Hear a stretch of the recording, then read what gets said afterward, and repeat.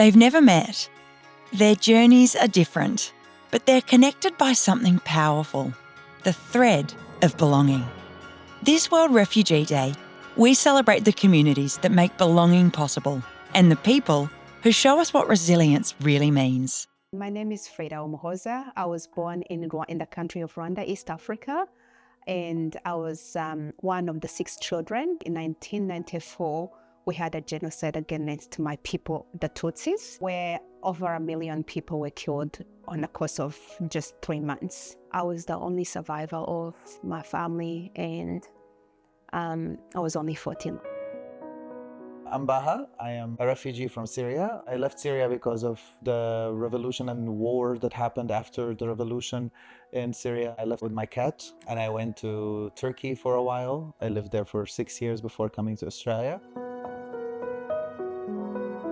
When you lose a family at a very young age and you're raised into other people's families, as an orphan, I think there's a sense of, I have to work hard for people to love me. When I move to a new country or a new space, I have to find that community. I have to find those people that I can have as a community around myself, to moving from there to how can I be of help, also contributes to this community. I think for me, my contribution has been education. If you feel safe to be you, then you are in a community. Sometimes that's a very good thing because we find belonging in our communities. I figured out a way to create belonging, and that is by fragmenting it, by making pieces of me belong to pieces of this world. Things like poetry and friendship, and those pieces of me belong there in Syria. And when we talk comedy and we talk, like that belongs here. Now that I'm feeling a little bit more settled in Australia and I'm feeling a little bit more, like I can look at the future, that's when I started thinking, what's the impact that I want on this world? And that brings me back to, refugees. If one of us isn't free, that means that none of us is free.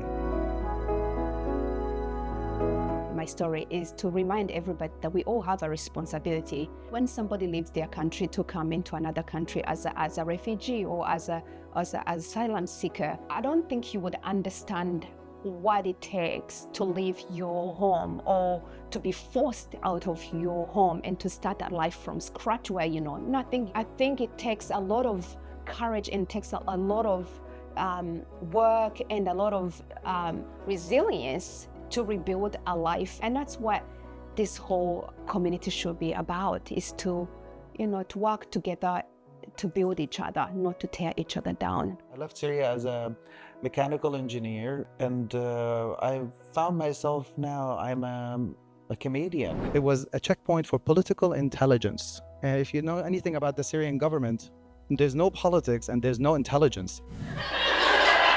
It's something that I'm kind of lucky in a sense to have as a refugee, because the refugee journey teaches you that you don't take anything for granted. You didn't leave home. It's actually that you lost home. Losing home means that you have to create home again. A huge part of my refugee identity is how much I'm trying to create home for myself. Real freedom begins with belonging, in the strength to rebuild, in the courage to connect, in communities that embrace difference, in the thread that ties us together. Join us on the 20th of June for the World Refugee Day Telethon, powered by the ASRC, as we celebrate the strength and diversity of refugee communities.